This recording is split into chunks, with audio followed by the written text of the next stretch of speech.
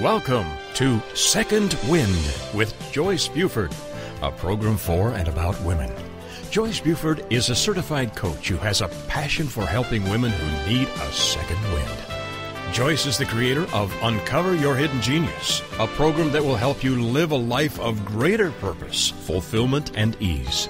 As a certified coach, she studied directly with her mentor, Jack Canfield, author of the Chicken Soup book series, where she served as an assistant to his training program. Through her study with many prestigious coaches and mentors, she has created a powerful program that has positively impacted hundreds of people. On today's program, Joyce and her guest will help you learn how to get your second wind. Now here is our host, Joyce Buford. Good morning. Welcome to the show. I'm so excited that you're here today because you're going to love this show too. It's just full of great people, and I think you're going to love it. Now, before we get in and I introduce our very interesting guest, I want to tell you again about the Facebook group. You know, I created Second Wind when I was going through my defining moment, which was for me, my divorce. And I was recovering from that divorce. And I thought, you know, there needs to be some way for people to connect. I started out in Jack Canfield's Success Principles, but when I found my journey, my path, then I kind of transitioned over to this. And that's why you hear from who you hear from on this show. It's about women in transition. Now, when I sit on a plane and I do the little intros, I say I have a podcast. And if I'm sitting next to a man, he whips out his phone and he immediately starts entering my information, like right on the spot. And so I do know that possibly I may have a man, one or two out there, that are listening to transitions. And why not? What is more important to a man than the woman that he's with? If she's in transition, if she's thinking of transition, then possibly there's something he needs to know. So anyway, transitions are for anybody that go through them. I happen to believe women go through more than men. But I created this Facebook page or group, Second Wind, so that you could communicate with me. You could tell me. The number one question I want to know is, are you male or female? In other words, are you a man listening to this podcast? Do you have suggestions for this podcast? And I ask my women the same thing. Are you a woman? Do you have suggestions? Because one of the things you can sort of tell about me is I love interacting with people. I love connecting people. And so for me, I can't do that, but I could do that through the Facebook group. So in creating the Facebook group, that's why I really want you to go there, join it. Let's have some communication going on so you can further tell me what you want, or we can discuss, or you can ask questions about where you are. I've been through transitions, like many of us, but I think having the available space to discuss, to ask questions is valuable. So I hope you'll go there. It's Second Wind on Facebook. Okay, now let me tell you about our guest, Linda Bard. She's an amazing woman, and I met her several years ago at an E-Women's conference that was being held in Dallas, Texas. Now, what makes her so amazing is that she's known as the executive muse at her own company, which is Find Your Creative Voice. She is a sought-after life purpose specialist, and she's internationally known for a best-selling author and intuitive confidant. Linda is famous for transforming her cosmic acupuncture moment. Now, what does that mean? Well, she was bitten by a diamondback rattlesnake early in her life. Now, in just a minute, I'm going to tell you about why that's so important. I'm from Texas, and the rattlesnake, the diamondback rattlesnake, is really, really big and very poisonous and very dangerous. That's one thing you don't want to be bitten by if you're in Texas for sure, or the western states. Now, his poison is so strong, and his purpose is to stop the blood from coagulating and to also render his victims paralyzed. It's really a serious thing that she went through. And through that, she's going to share that story with us a little bit, but through that, it was a defining moment in her life. So that's why it's so powerful. So if you live off in another country, you don't know what a rattlesnake is, that's a little peek into how powerful a rattlesnake's venom is, and his fangs are just awful. And they're long, and they have multiple pairs. I mean, there's just so much about this fascinating animal. But anyway, Linda lives to tell about her experience. But it was life-changing for her. And she found her journey because Linda now helps women around the world discover their heart's desires with swiftness, clarity, and compassion. As she loves to say, I help you see you so you can be you without apology. Love that. So welcome, Linda. I'm so excited you're with us. Well, thank you, Joyce.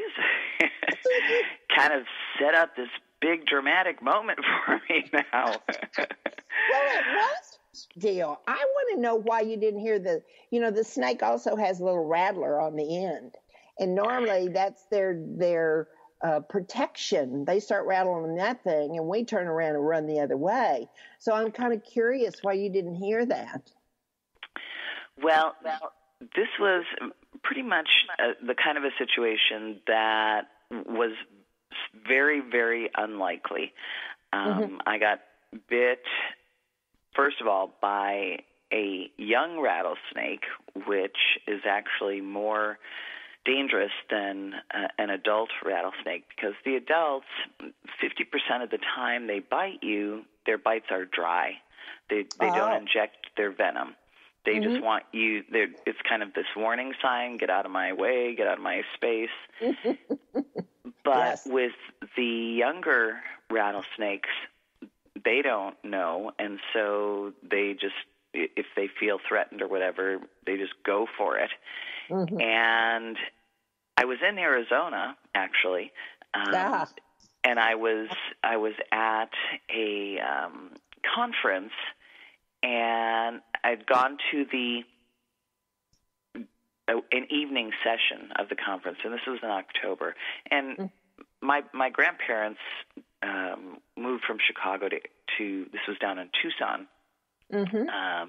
And great place. And so I had spent summers out in Tucson, catching tarantulas in mayonnaise jars, and being out in the desert with all kinds of critters. So I knew the desert. And in this particular situation, I was at a fancy hotel in the foothills of the mountains. Had gone to this evening session at this conference, was walking back to my car in the parking lot of this hotel. I was literally 100 feet from the front door of the hotel, getting into my car, and when I felt something, like this little prick in my foot, and I'm going, what? I thought maybe I had bumped into a cactus or something like that. Yes, yeah. And I turn and I look down, and I see this little snake scurrying back under the car. And I go, I think I've just been bitten by a snake. And I'm walking around, and it's like, it's okay. And my husband, who happened to come to the conference with me, he's like, no, we're going back into the hotel, because we were staying with friends. And I said, okay, well, get a picture of it, because if it's not a poisonous snake, then we don't need to go to the hospital. Right. So let me preface this that afternoon I'd come to this conference, and it was called The Secret Energy of Money. And I was exploring, my foray into the coaching world, into being an online presence, working with clients around the world. I mean, basically, I what you said earlier is that, I help men and women discover their next call to adventure by shedding the stories that no longer serve them, so that they can travel their soul path with an open and joyful heart. Yeah. And I was at that place at my next call to adventure, and I was getting ready to step into my purpose, which I had discovered through scientific hand analysis, of being a transformational healer and communicator. But I had these stories around what that meant, and it's like, what does that mean? I'm not no Dalai Lama, I'm no Oprah, so I don't know. Maybe this is just kind of a pipe dream. And I was at a place where we were on an afternoon break, and I was out there standing in the sun, and I'm going, I was really just kind of ready to give up on going for this next thing that I was called to do. And I said, okay, I don't know. I just don't think I'm built for this. I don't know if I have the strength for it, whatever. You need to show me a sign. I'm speaking to the universe. Yes. And I'm going, I need to see a sign that this is what I'm supposed to be doing. So that was about 3 o'clock in the afternoon. Yeah. The snake bite happened at 9 p.m. that night. And for me, I knew immediately that was my message. Yeah. That in Native American culture, snake medicine is not only is the venom very powerful, but the medicine, the energy of that animal, the snake, is also very powerful. Right. And it speaks to transformation. It speaks to creativity. It speaks to, and one of the things that I incorporated into how I'm working with people, when a snake sheds its skin, it's because it doesn't need that anymore, right? It doesn't need that skin, but it comes back with something new and fresh to keep it going forward. And so I had to let go of that story that I wasn't good enough, worth it enough, new enough. I had to let all that go in order to move forward. And the other thing that is important about snake medicine is, the creature itself, it travels obviously on the ground, and it operates by feeling the vibration, right, of things that are around them.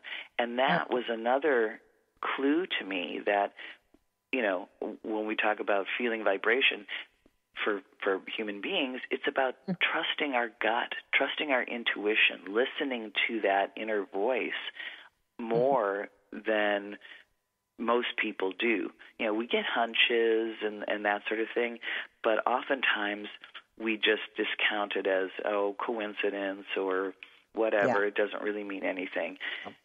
But once you listen to those inner vibrations of what you're being, picking up on from the universe, from the world around you, you things become much easier when you trust that. So it was this sort of perfect storm that came together, and I was in the ICU for 2.5 days. Oh my gosh! Yeah, Did you have hallucinogenic dreams? Did you really get? Oh yes, there were plenty of hallucinations as well. And turned out I ended up needing, what did I get, 12 vials of anti-venom. Because they have to keep testing your blood to see how much venom was injected into your system, and they have to monitor if your platelets are still breaking down. And so every time they do that, then they give you another vial to help counteract it. I needed 12 of them, and they were $4,000 a piece. Oh my gosh. So I have to laugh because there was, of course, the universe always has a sense of humor, and because I was attending the conference called The Secret Energy of Money, I learned a lot that weekend. Oh, yes. So the universe paid for your book. Right. Right. Well, fortunately, I had good health insurance back at that time. Oh, those were the days. Yeah, right. Oh, well, okay. So now you've successfully gone through that, and we're all so grateful and so thankful. But I'm glad you got your message. I mean, that's kind of a dramatic way to go, but right. But I mean, we would. I know many people that would like to know a message like that. What do I? Well, do? and I don't. Obviously, I don't wish for someone to go through something like that.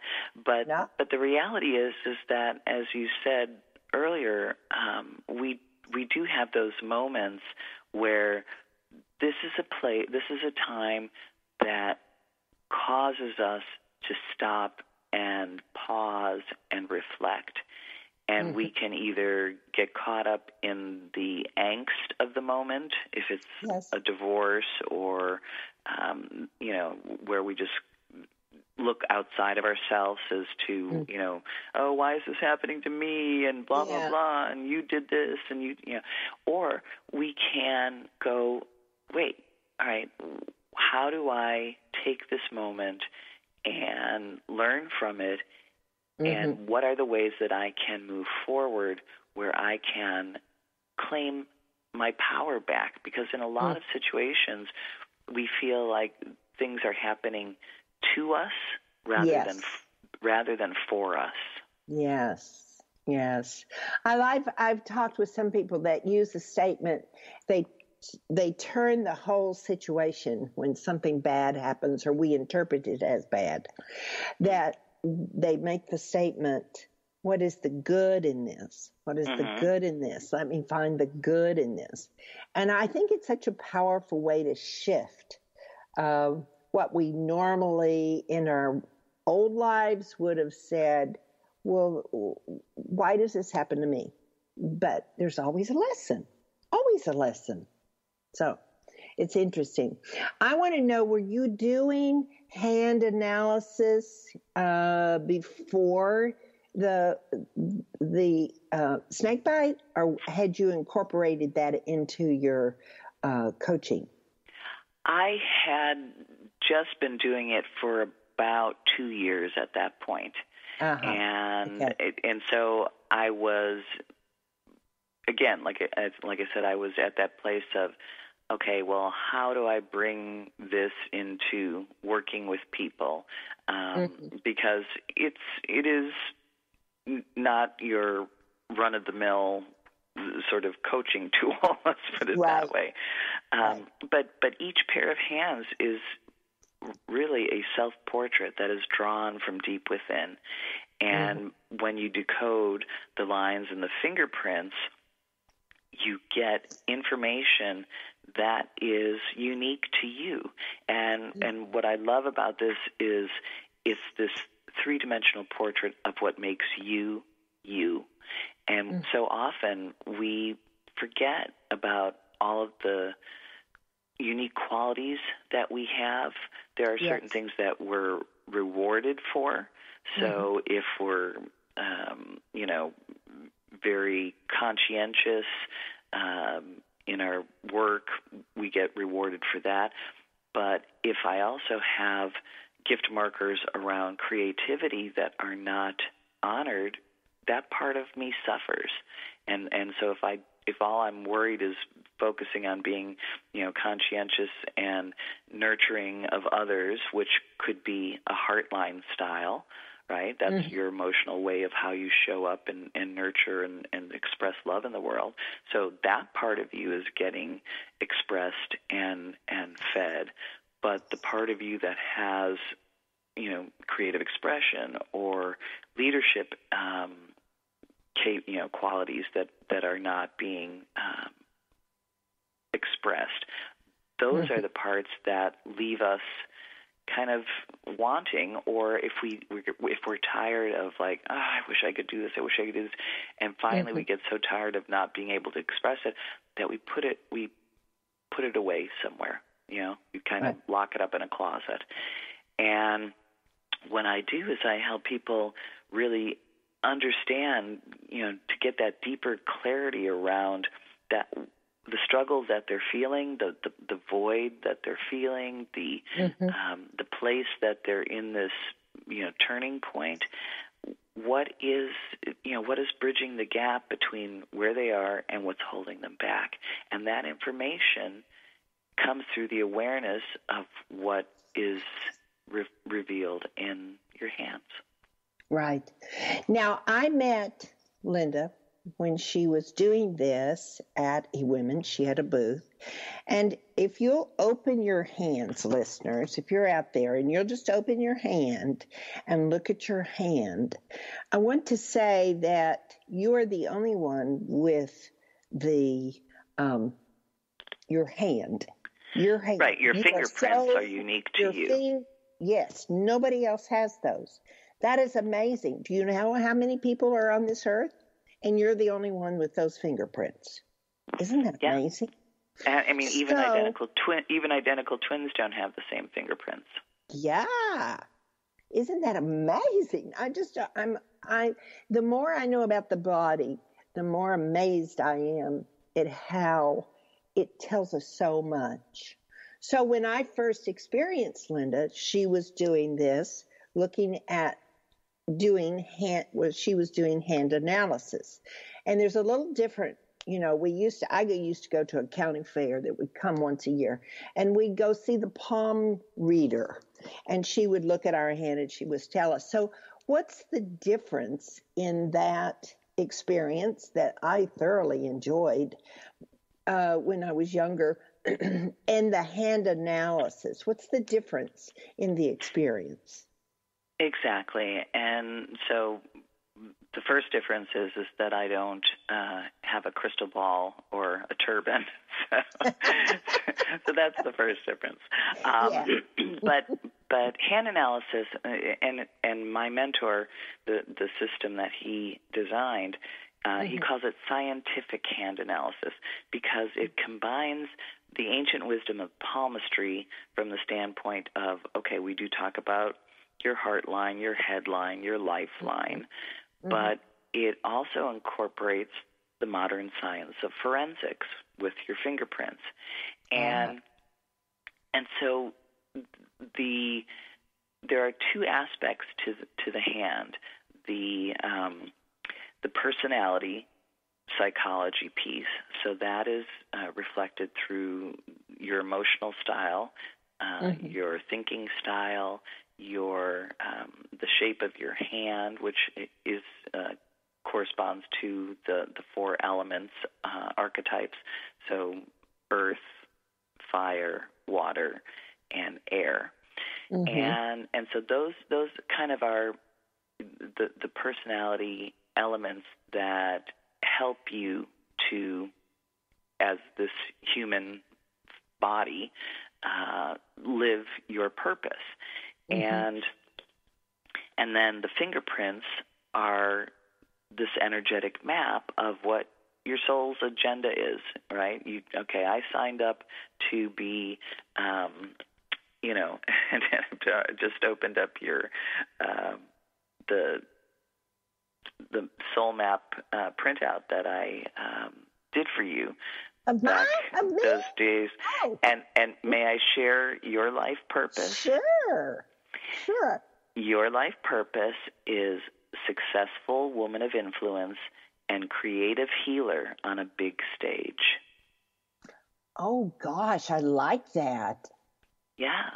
And so understanding, right, and when we, when someone hears something like that, there are elements that they, of course, recognize in themselves. I mean, I knew I was a communicator and a healer, but when you start throwing in words like, transformational or big stage, our tendency is to kind of like, again, go to the top of the mountain. Oh my God, Oprah, Well, big stage, your podcast is a big stage, because for many people, they're sitting there going, gee, I wish I could do a podcast, but nah, who wants to hear what I have to say, right? So honoring you for, stepping out there, and the way that you are helping to heal people is through how you share the information of being, of connection, of influencing. That is,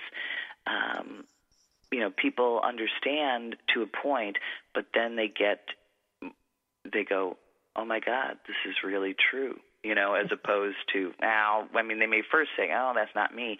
But as they sit with it and they take in all the information that comes through this hand analysis reading, they are, stuff starts to click for them. Right. Yeah.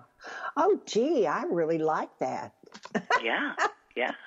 It's amazing that maybe back then I had a hint. I don't think I was doing my podcast back there, or was I? I must have been. No, you weren't. You're not at that point. I wasn't. It's just amazing how it can give you insight. Of course, the work is up to us to get us there. But if we know these doors are open, or we tend to gravitate toward them, it's a sign of encouragement. It's like, okay, I can do that. I can move forward. I like doing it. It's verification that, I'm always the last one to leave a party. So I'm a chatty Kathy.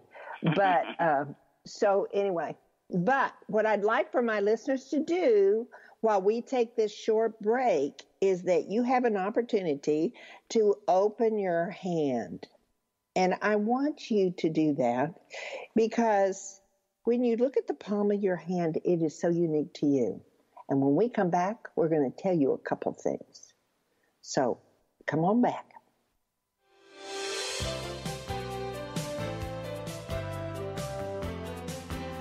Transformational coach, motivational speaker, and author Joyce Buford returns after this short break.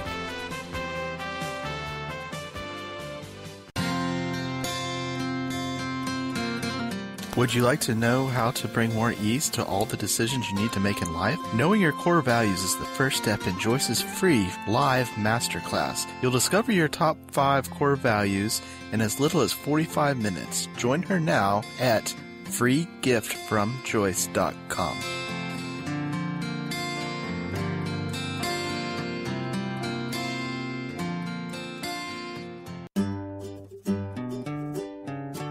Close your eyes and imagine living your life without limits. Where would you go? Who would you meet? What would you do? During an Uncover Your Hidden Genius session, you will discover what's keeping you from living your life with purpose, passion, and fulfillment of your potential. You'll get a clear vision of the steps you need to take to uncover your hidden genius so that you can live a life without limits. Sessions can be done over the phone, Skype, or in person. Find out more at www.joycebufordempowers.com or by calling 903-287-0747. Welcome back to this segment of Second Wind. Joyce Buford, the creator of Uncover Your Hidden Genius, continues in this segment to share insight that will help you live a life of greater purpose, fulfillment, and ease. Now here's our host, author and coach, Joyce Buford. We are listening today to the fabulous Linda Bard as she has shared with us her amazing experience of the rattlesnake. and how that influenced or affected her life in moving her forward on her mission and her path. Now, she read my reading of my hand analysis, but I bet hers is very similar to mine in that we both love helping women as they change. But now, moving forward into this segment, what I'd like for us all to do is open our palm, left or right, doesn't make any difference. Choose the one that's your favor, and open it up. And then Linda's going to share just what some of those lines will indicate for us. Linda? Sure. Okay. So if you're looking at your hand, the place where your fingers attach to the palm, so start moving your eye downward, and the very first line that you see that goes horizontally across the palm, so it starts at the outer edge and it moves across past your little finger, past your ring finger, past your middle finger, towards your index finger. That line is your heart line. And the heart line is the key to identifying your emotional connection needs, right? It provides this intimate look into your relationship style. And by understanding your emotional style, it helps play this significant role in not just you knowing how you love, but how you like to receive love, how you like to give love. So there are 4 main types, and if your heart line is pretty much straight all the way across, that means that you are more of a thoughtful, reserved person when it comes to emotion. If that line, it does go straight for a while, but then you'll also see there are 2 types of lines that coming right at about underneath the middle finger, the line makes this big curve up, and it can curve up to the middle finger or it can curve up to the index finger. Yes. And so curved lines are about being more expressive emotionally. So if it curves up to the middle finger, that's called the passionate heart line, and that is the type of person who their heart's non-negotiable need is, spontaneity, being in the moment. Let's do this, right? They're very passionate about the things that they love, and they're not shy about saying, "I want this," right? I mean, the mantra for the passionate heart line is, "I want what I want, and I want it now." Okay, what about if it goes to the index finger? So the one that goes that curves up and goes to the index finger, that is the big heart line. And the big heart is their non-negotiable need is connection. So that's the nurturing style that I was talking about earlier. The challenge for the big heart, because that's how they love to show how they feel for, that's the way that they express love. They love to nurture. They love to, connect people. They're very much the, they're the person who's going to start the book club or that kind of thing. Yes. But the blind spot for the big heart line is that they can go down the rabbit hole of neglecting their self-care. They can fall into the trap of a little bit of self-sacrifice. They struggle sometimes to set a boundary because they always want to do for others, but sometimes you got to say no. And so we're not saying, and so for someone who has this heart line, and there are, a lot of women who do have this. Actually, there's a lot of, I'd say maybe 20% of women have the nurturer heart line and the I want what I want heart line. And I ask them, where are you spending most of your time? Because if all you're doing is doing for others, then that part of you who wants to just, be spontaneous and have, their own desires met, that part gets ignored. And so when you understand that you have access to both of these, and I'll share a story with you. Actually, I think it was at the eWomen conference that I met you at. I had a booth, a table there, and there was a gal who came to talk to me, and she had the big heart line and the passionate. And as we began to get a little bit more into her story about where was she overgiving, where was she not stating her needs, it turned out that she was at this turning point in her relationship because she was in an abusive marriage.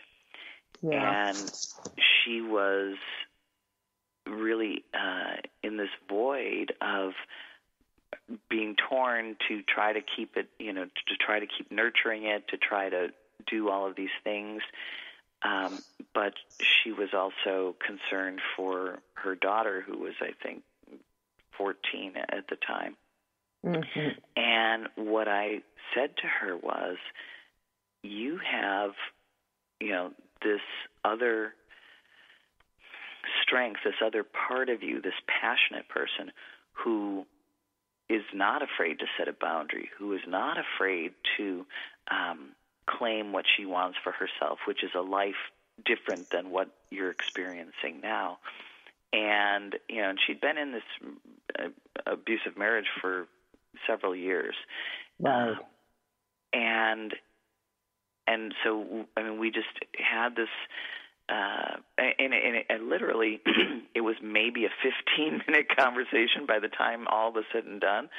But speaking to the parts of her that she knew she had inside of her, but she had forgotten the one part that could stand up for her. Yes. She left, came back the next day, and the look, her whole demeanor, her whole energy had shifted. And she said, I want to bring she brought her daughter to have her daughter's heart line read. And her daughter said, after her mom kind of walked away to go do something else, her daughter said to me, I want to thank you for whatever it was you did, because my mom is just totally changed. She said she is just so excited and happy, and she, for the longest time, all I saw her was just sad and depressed. Yeah. So it really is this conscious awareness that comes through, and so I'm not telling you anything you don't know. I just remind you of the stuff you've forgotten. Right. Well, we don't even realize that our hand holds so many answers for us. That's just amazing that's on our body. Right. Well, and so let me finish the other two, because the people who have the straight lines are probably going, what about me? What about me? All right.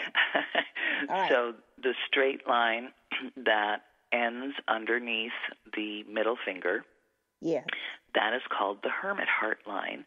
And that heart line's non-negotiable need is freedom. And they are very much, when I say freedom, it's not about lack of commitment or anything like that. It is they want to have the freedom to choose the things that they want, and when they choose, they are, their word is their bond. They're very much about connection to nature and family and tradition and that sort of thing.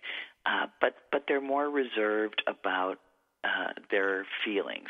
And so for someone who is passionate, it can be a good thing, because they inject, it's like one of those things, it sort of rubs off on them a little bit because they need to be more passionate. But also it can be challenging because they have to find the space to what I call have sanctuary time to recharge their own batteries if they're around people who are big energy all the time. So so that's the hermit, and then the line that's straight that goes all the way across the hand and ends under the index finger. That's the romantic idealist heart, and their non-negotiable need is meaning. So they are sort of the thinkers, the observers, the and I have two of these heart lines myself. But I'm looking at mine thinking I do too. Yeah, well, yeah. So we're if that is indeed the case, we're the type of people that people love to have as best friends because we are so considerate. We're the last one to leave a party because we're helping the host clean up. We're out shopping, walking on the street, and we see a little something in the window, a scarf or a book or this, and they'll go, "Oh my God, Joyce would love this. I got to get this for her," even though there's no, it's not your birthday or anything. But we are so connected and tuned into a life of meaning that I know buying something this little, even if it was just a little,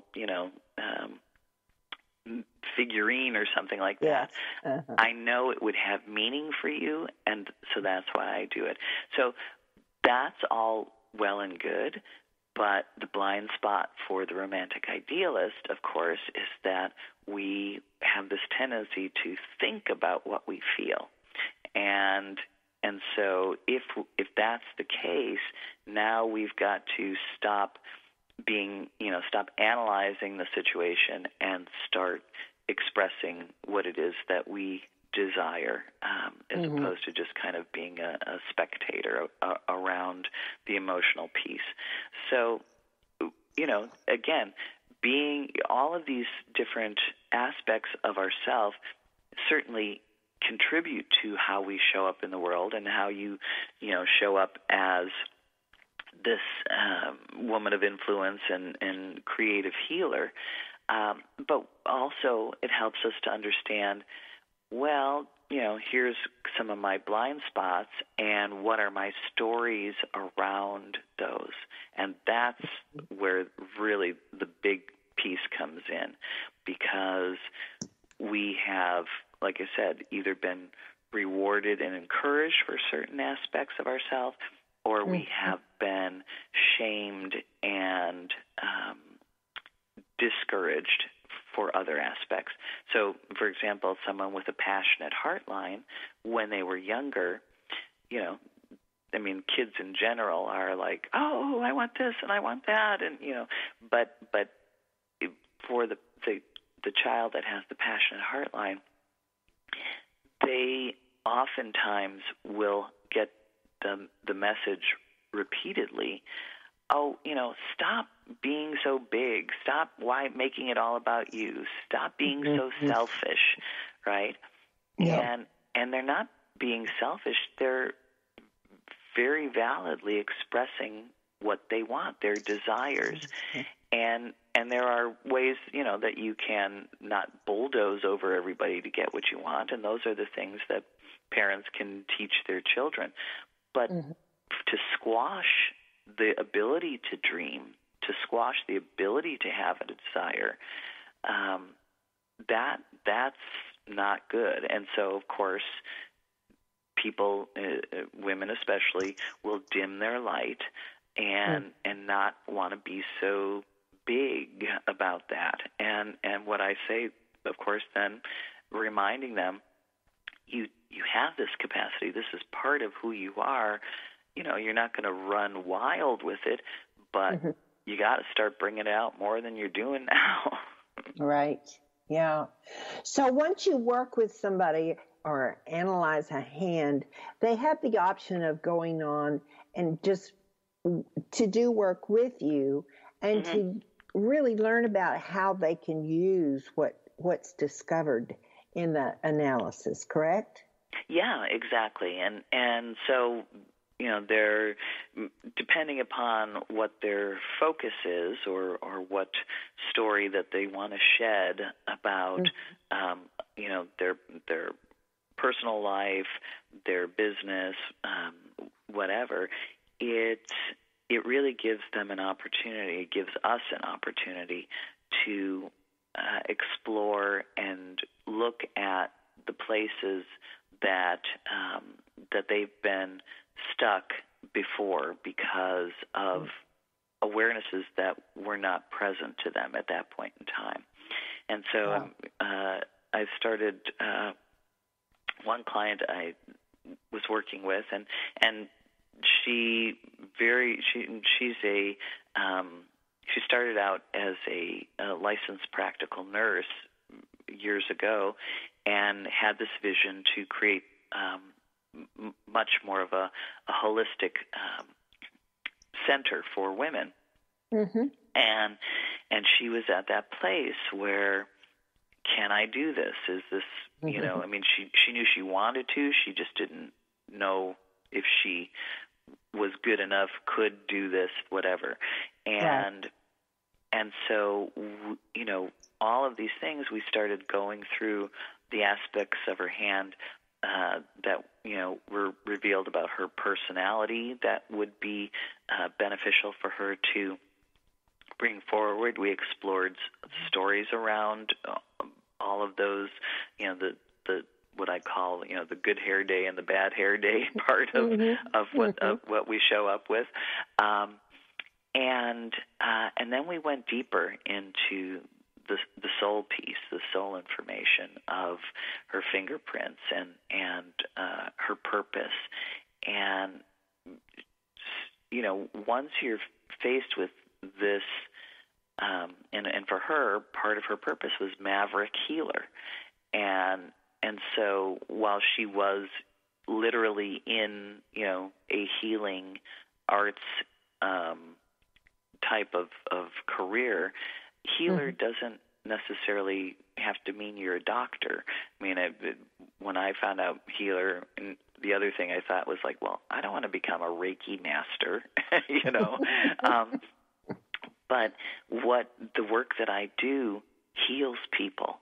And I'm not, I'm not a doctor or anything like that, but I heal people from the standpoint that they come home to themselves again and come from that place of really being empowered to go forward and step into the life that is, has been resonating inside of them and allows them to do that. So, I've been working with her for 6 months now, and the stuff that is just, she's putting together is just amazing and is going to serve so many people. And, it was because she knew it, but she didn't trust it necessarily. And so this is, again, listening, what inner vibrations, what, intuition are you getting from, keeping your belly to the ground, and what stories are you going to shed to let you step into the fullness of who you are. Yeah. So tell us about the secret map in your hands, the offer that you have for our listeners today. Because I know there's somebody out there that's going, I want to know more about me. And so they're looking at their hand going, I want to know more. I want to know more. And so what is that tool, and how can that happen? Right. Well, so they can go to my website, which is findyourcreativevoice.com. And initially, if you want to get a little bit more information about what we talked about with the heart lines, we can you can go in the upper right corner. There's a little place for you to enter your email address and receive the copy of the various heart lines and talking a little bit about what I do and that sort of thing. So it's a sort of a little introductory overview. And then within that document, there's also a link that you can click to if you want to go a little further, have a conversation with me directly. I call it a soul synergy session, and it's really just getting a sense of where you're at and what a next step might be as far as getting your hands read.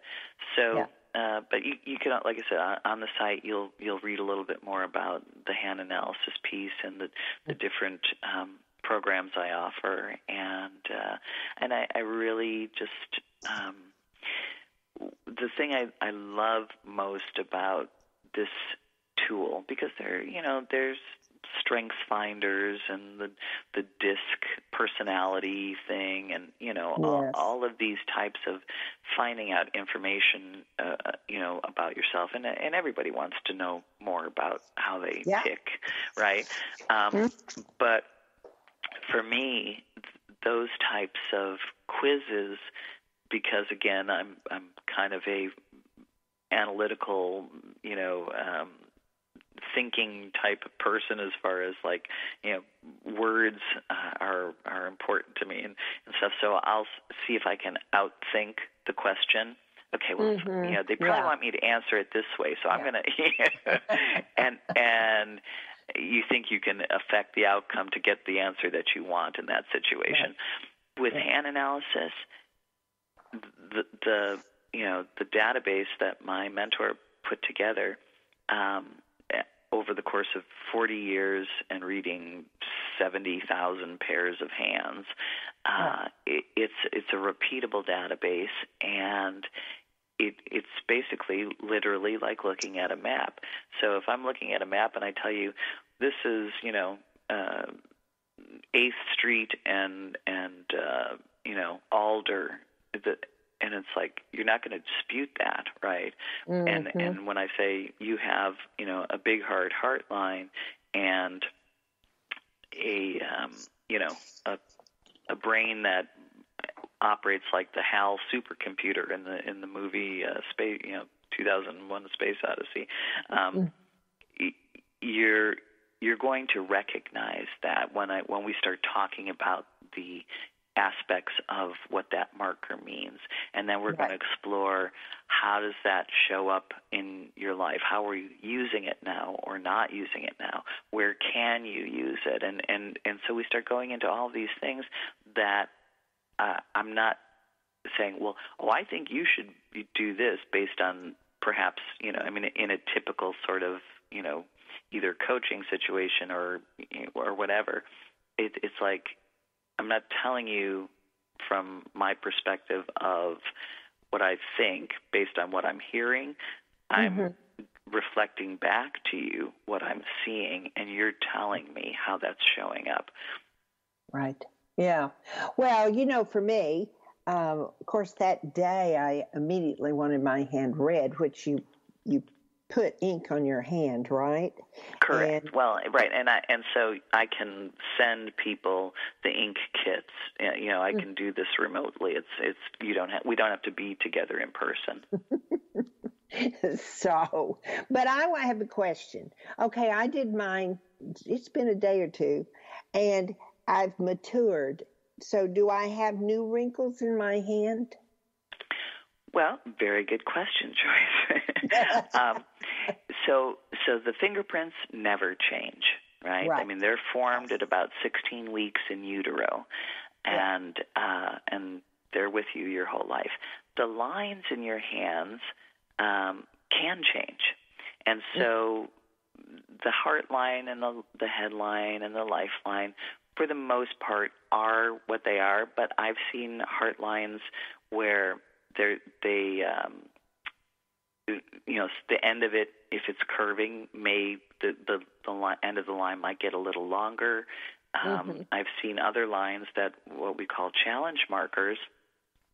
I've seen those over time fade and disappear, and it's because the hands, which have some of the most nerve endings of any part of our body, are a direct reflection of the neural pathways, the thoughts we think in our brain. So that neural activity shows up in our hand. It's almost like, when you think about the covered wagons that traveled, from the Midwest to the Oregon, following the Oregon Trail. Enough of those wagons pass, what happens? They create this huge, deep rut in the ground. Well, that rut in the ground is the line in your hand. If you choose a different way to go, the grass grows over those ruts, and new ruts are formed somewhere else, right? So it's kind of that. It's a simplistic analogy, but yes, if you change your thoughts around certain things, the lines in your hands will change, and it is a reflection of where you're at. Yes. Well, Linda, we have come to the end of our time. And it's just been, it's so hard to even stop you because I'm just so fascinated by your work. Knowing that the inclinations that are very visible in our hands can influence the personalities that we are and give us permission, just like your example with the lady that came back with her daughter at eWomen. It's like giving permission. I don't know why we need that, but sometimes it can be quite powerful to have the information and know what we really are capable of doing. So I just appreciate so much that you have been on our show today, and thank you very much for being here. I always love to visit with you. You're a great woman, and I just think it's amazing. So thank you for being here. Well, thank you for having me, and I just love that you're doing your purpose in helping others in the world. Thank you, thank you, thank you. So next week, we'll be talking to another fascinating guest. Now, I don't promise that she will have been bitten by a rattlesnake like my dear friend Linda, but it will be another message. So 2 things I'd like for you to do. Look at your hand, go see Linda's website, and then also go to the Facebook page and sign up. Leave a message. I'm a man, I'm a woman, and I want this discussed. So, feedback. I love you all. I thank you for being here. Have a great week.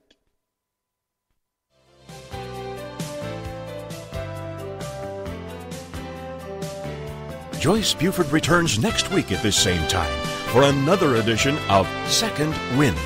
Through the Joyce Buford Empowerment System, women are receiving support during their transition and are able to reclaim their true purpose and strength.